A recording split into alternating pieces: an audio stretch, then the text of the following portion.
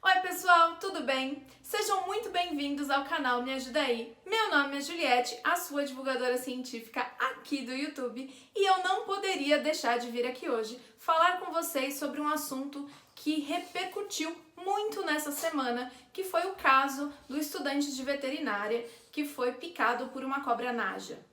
Se você ainda não está sabendo, ou se você já está sabendo e quer entender um pouquinho mais sobre esse assunto que foi bem conturbado, fica comigo que a gente vai começar a falar sobre ele agora. Bom, pessoal, a gente então vai discutir hoje um pouquinho esse assunto, né, que virou polêmica na semana, que foi o fato de um estudante de veterinária ter sido picado por uma cobra naja, tá? Gente, eu não poderia deixar de vir aqui para me pronunciar como bióloga que sou e como divulgadora científica que sou. É o meu papel como bióloga, foi aquilo que eu jurei fazer, né? Fazer a consciência ambiental das pessoas. Então hoje a gente vai falar um pouquinho sobre as características de uma naja, as características de uma cobra naja, a gente vai falar um pouquinho sobre a legislação brasileira e a gente também vai falar um pouquinho sobre conscientização ambiental, certinho? Antes da gente começar, rapidinho, não esquece de deixar o seu like, não esquece de deixar um comentário muito legal que vai me ajudar nessa discussão, adoro discutir sobre essas coisas com vocês, e se inscrever no canal, porque eu vou sempre colocar aí conteúdos do cotidiano, curiosidades e aulas de biologia, certo? Então vamos lá, pessoal!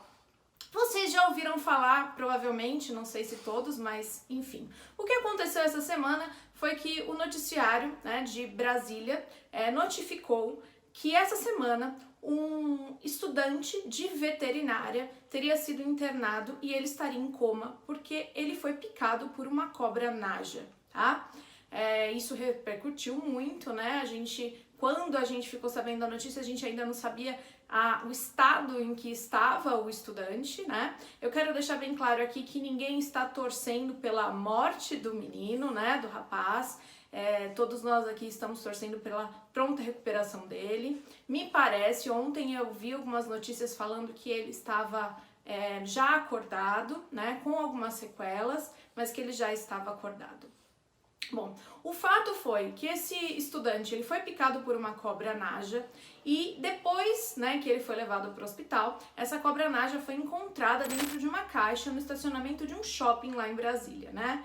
Então a gente tem aí uma sucessão de erros acontecendo, né? O primeiro erro é que o que me deixa muito triste é que você tem um estudante de veterinária, né?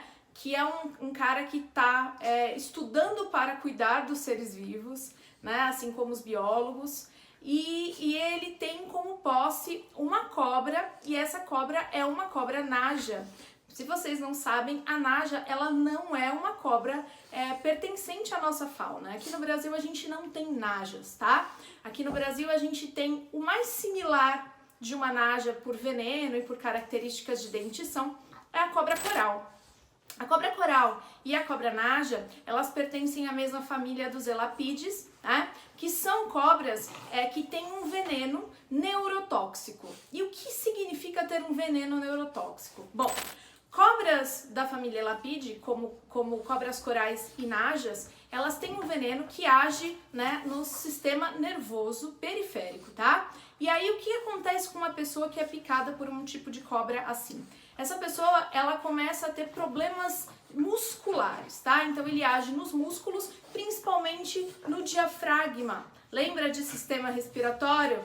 Vai ficar o card aqui em cima do sistema respiratório, se te interessar, dá uma olhadinha. Então o diafragma é um músculo que fica aqui embaixo e ele é o responsável por fazer com que a caixa torácica expanda, né? E o ar entre para que a gente faça a troca gasosa.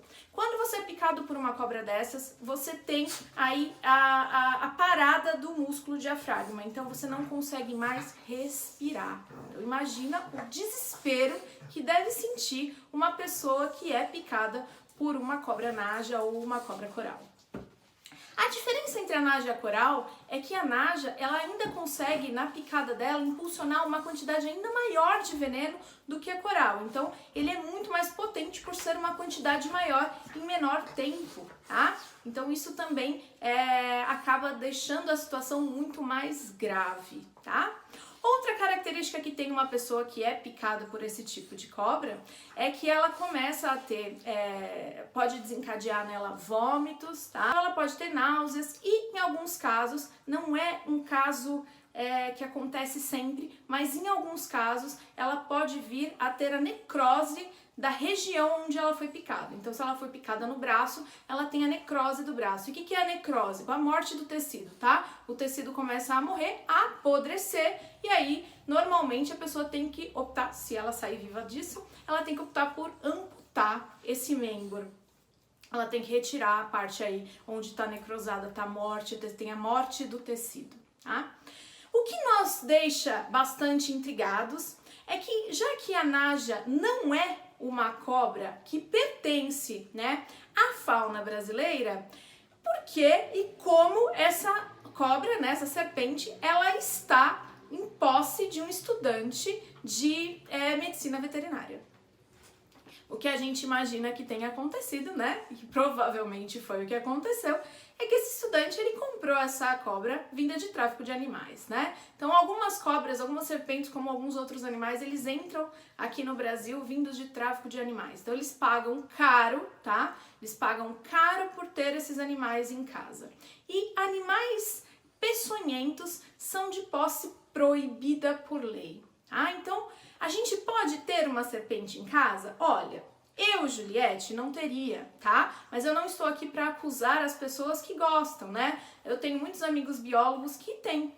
Mas essas serpentes, elas precisam ser serpentes que elas têm, né, o IBAMA responsável aí, né, posse responsável, quando o IBAMA, ele te dá, né, um documento de que você tem a posse responsável desse animal. Nenhum animal peçonhento, como as cobras corais, né, e as najas, elas são prescritas e autorizadas em posse de qualquer pessoa, tá? Salvo o Instituto Butantan, que é aqui em São Paulo e que é responsável por algumas pesquisas relacionadas a venenos, a produção de vacina, a produção de soro, de espécies de aranhas, sapos e algumas serpentes. E mesmo assim, o Instituto Butantan não tem posse de cobras naja. Então, como que esse estudante está vivo? Pelo que eu observei nas minhas leituras, eu estudei bastante para estar aqui falando isso para vocês, né? Esse estudante, ele recebeu o soro antiofídico, tá? Que é feito aí com o veneno da naja, porque existia um banco, né? Um banco de pesquisa onde existia esse soro para pesquisa. Esse soro saiu de São Paulo e foi lá para Brasília para poder salvar a vida desse estudante. Como ele foi, não sei, fica aí no ar a pergunta para vocês, para a gente tentar entender como isso aconteceu. Será que foi de graça? Tenho as minhas dúvidas, tá? O que eu tenho para dizer para vocês não sejam idiotas, né? Não sejam pessoas idiotas. As pessoas, elas estão tratando hoje em dia... O que eu venho fazer aqui como bióloga? Eu venho aqui fazer divulgação científica para vocês, porque eu realmente acredito que a ciência, ela é a saída para muitas coisas. E só o conhecimento gera a preservação das espécies, né? Então eu venho aqui falar para pessoas leigas sobre as características de uma serpente naja, né? Sobre o que pode e o que não pode termos posse nas nossas casas. Esses tipos de animais, eles só podem ser comercializados com autorização do IBAMA. Nenhum animal peçonhento assim, né, é comercializado e pode ser comercializado. O IBAMA não autoriza, né? Essa espécie não existe aqui. Então, as pessoas, muitas vezes, elas começam a se perder na ideia, né, de que, eu vou ter uma serpente em casa porque é legal. É legal. Você viu como essas cobras, elas estão sendo manipuladas? Como que elas estão sendo... qual é o habitat delas? Muitas vezes elas estão trancafiadas dentro de caixinhas de 30 centímetros, uma cobra de 2, 3 metros, lá dentro de uma caixinha. Isso é vida para o animal, né? Ele é um ser vivo, ele não é um brinquedo. As pessoas começam a utilizar desses animais como se eles fossem objetos. Eu vou ter porque é legal, ele é um objeto bacana para eu ter e tirar foto, eu tô com uma serpente, mas ele não é um objeto, ele é um ser vivo que merece ser tratado com respeito e ter uma vida digna. E é isso que me deixa abismada quando eu vejo pessoas da minha classe, né? Pessoas que são estudadas, que são estudantes de veterinária e biólogos, participando do tráfico de animais, pagando para ter animais que não devem fazer parte da coleção, né, do ego de ninguém, né? E quando você tem posse desse animal, você tem que ter consciência de que uma hora você vai ser picado. Porque esse animal não é um animal domesticado. Ele é um animal que ele foi praticamente obrigado a estar naquela situação, tá? Eles não são animais domésticos, eles são animais selvagens, eles têm isso como instinto, né? As serpentes, elas picam para se alimentar ou então só para fugir de um predador quando ela está se sentindo extremamente ameaçada, né? Nenhuma serpente ela vai atrás de você se ela não tiver essa característica, né, de querer fugir ou precisar se alimentar. Então, de tanto serem manipuladas, elas acabam, é como se elas acabassem falando, tá bom, não tem jeito, eu vou ficar aqui sendo manipulada. Mas uma hora ou outra vai dar merda, vai dar um ruim e a pessoa vai acabar sendo picada. E aí, se não tem esse soro, me fala. Eu não sei nem como ele conseguiu esse soro, mas e se não tem? E eu acredito que não tenha mais, né? Pelo que eu observei e li bastante, o Butantan agora ele está importando esse soro de fora para vir para o Brasil, sabe para quê? Para que as pessoas responsáveis agora pela serpente possam manipulá-la. Enquanto as pessoas não tiverem posse do soro, a serpente vai ficar dentro daquela caixa trancafiada, porque ninguém vai tentar manipular uma naja dentro de que a gente não sabe há quantos dias está sem comer e qual é a condição dela, se ela está sob muito estresse ou se ela está calma. Então, eles vão ter que importar um veneno para poder manipular esse animal, para poder entender como ele tá, para poder pensar para onde ele vai. Outro erro gravíssimo que foi cometido foi ter deixado esse animal dentro de uma caixa no estacionamento de um shopping. Se uma pessoa acha essa serpente, gente, você imagina a desgraça que ia acontecer. Então isso me deixa assim revoltada. Fora que, não falei sobre isso e vou falar agora, a gente não pode jamais introduzir um animal que não faz parte da nossa fauna na nossa fauna. Se essa cobra, ela é acostumada, né, a viver em lugares quentes. O Brasil é super quente, então para ela tava uma beleza, ela ia até se adaptar bem. E aí ela começa a competir por alimento, por habitat com as nossas espécies. E aí a gente agora começa a ter cobras extremamente venenosas que não faziam parte da nossa fauna, Ai, mas era uma só. E se ela botasse ovinhos? Aí a gente ia ter mais de uma, né? Então, isso é muito perigoso. Não se deve manipular um animal desse e não se pode introduzir um animal que não pertence à nossa fauna, A gente gera problemas imensos. Também já falei sobre isso quando a gente introduz um animal que não é nosso dentro da nossa fauna. No caso dessas serpentes, aconteceria uma desgraça.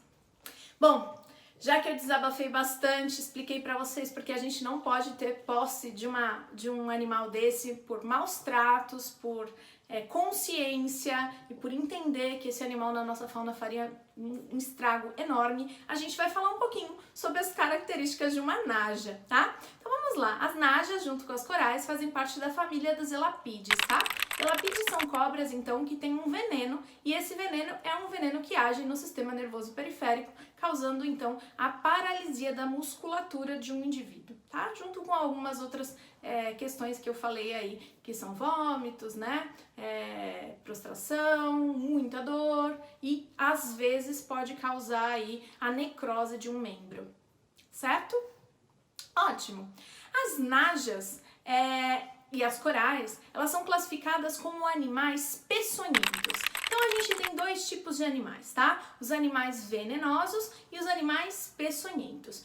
Qual é a diferença entre eles? Animais venenosos são animais que possuem veneno, mas eles não têm nada que faça com que eles consigam inocular o veneno na vítima. Então, você só vai sofrer com o veneno do animal se você comer ele, se você lamber ele, tá? Porque ele é incapaz de inocular esse veneno em você. Então, alguns animais aí venenosos são os anfíbios, né? A gente tem várias espécies aí de sapos que são venenosos, mas não são peçonhentos. Então eles só conseguiriam te fazer um mal com esse veneno se você mordesse, comesse, passasse a língua neles, injetasse o veneno dentro de você, mas ele é incapaz de fazer isso. Já os animais peçonhentos são os animais que possuem veneno, mas eles conseguem inocular esse veneno através de uma peçonha. No caso das serpentes, através dos dentes. Então a gente tem serpentes que possuem dentes em várias regiões da boca e a gente vai classificar elas de acordo com o posicionamento dos dentes.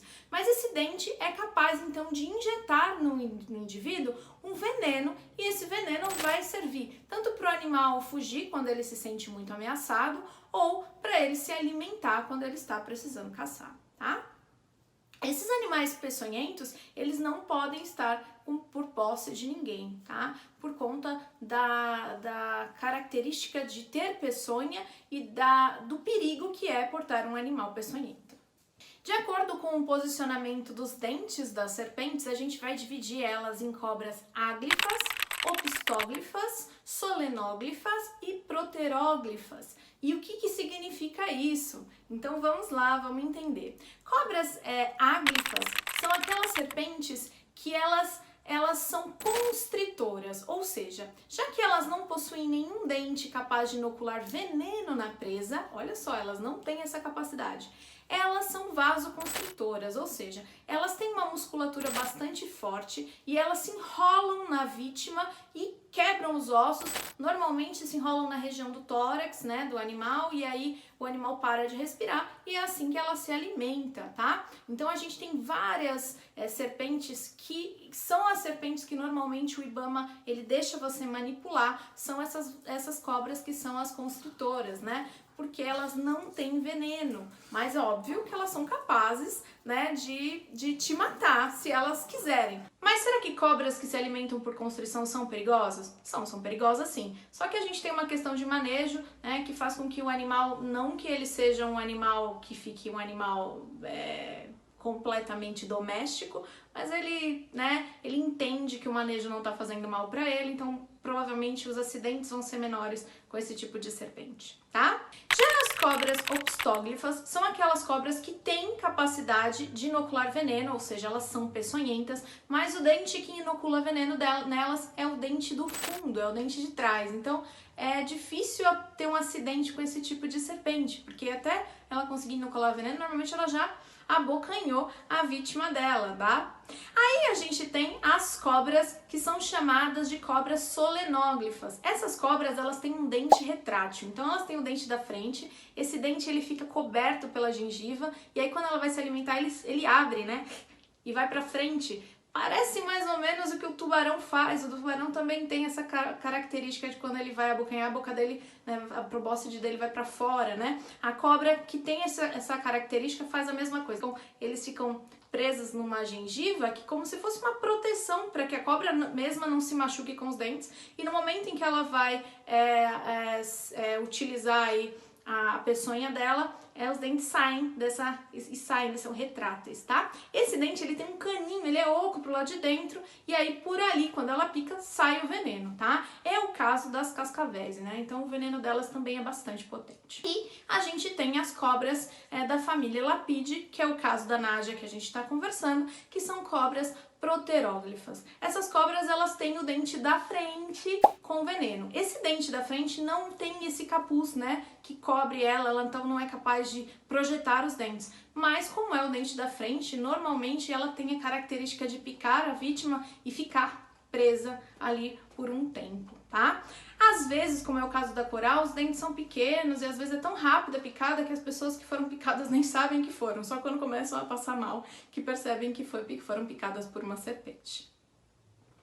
Cobras najas são serpentes muito bonitas, né, por possuírem um capuz. Então elas possuem nessa região de trás aqui do corpo delas, que quando elas se sentem ameaçadas, elas abrem esse capuz, chamado de capelo, e aí elas ficam maiores, elas levantam, dando aquela postura de intimidação, né? Então é uma maneira delas se proteger, tá? Na parte de trás desse capelo, a gente normalmente tem umas marcas, né, que parecem olhos, parece que ela tem olhos do lado das costas do corpo, do dorso do corpo do animal, tá? Outra característica delas é que as najas são oportunistas. oportunistas. Elas não atacam de primeira, tá? Normalmente elas atacam pessoas ou animais, que é a característica básica delas. É difícil uma cobra querer atacar uma pessoa, tá? Ela vai atacar quando ela acha que tá na hora. Então, normalmente elas ficam rondando e observando a vítima delas por bastante tempo, até entender o momento certo, que é o momento que deu o animal ali ele deu uma rateada ali, aí ela vai lá e ataca para se alimentar. A gente classifica todas essas cobras como serpentes. Então, quando a gente fala serpente, as najas, elas vivem na região da Ásia, tá? Então, a gente tem Ásia, África, Índia, com vários exemplares, porque a gente tem várias espécies de cobras naja. Aqui no Brasil a gente não tem, e espero que a gente não tenha por muito tempo, né? Que a gente não venha a ter nenhuma soltura dessas espécies aí aqui na nossa região. Cobras possuem um ótimo olfato, enxergam muito bem no escuro e possuem aí um órgão chamado de fosseta loreal. Esse órgão ele é um termorreceptor, ou seja, mesmo que ela não escute, ela consegue saber se a presa está próxima dela pelo calor que a presa emana. Então, quando a presa está perto, ela sabe pelo calor, ela também é capaz de sentir vibrações no solo. Tá? Outra característica das serpentes é que elas são pecilotérmicas, ou seja, elas não possuem calor corpóreo, né? O sangue delas é um sangue que a gente chama de sangue frio. Isso porque elas têm uma mistura entre o sangue venoso e o sangue arterial, e aí o sangue delas não fica um sangue muito quente, então elas precisam se aquecer de acordo com o ambiente, tá? Então, quando elas precisam manter o metabolismo delas, elas precisam se aquecer no ambiente onde elas estão. E aí, entender, né, que existem animais endotérmicos, né, homeotérmicos, capazes de ter, né, calor próprio por conta dessa separação entre o sangue venoso e o sangue arterial, para ela é maravilhoso, porque ela se alimenta normalmente desses pequenos mamíferos aí. Eu espero que vocês tenham gostado desse tipo de vídeo. Comenta aí se vocês gostam desses tipos de vídeo de curiosidades, que tipo de curiosidades vocês querem que eu traga aqui para vocês. Vai ser muito legal, vai me ajudar a buscar aí curiosidades e coisas que interessem vocês. Então não esquece de comentar, tá bom? Um beijo, pessoal! Até a próxima oportunidade ou até a próxima aula. Tchau, tchau!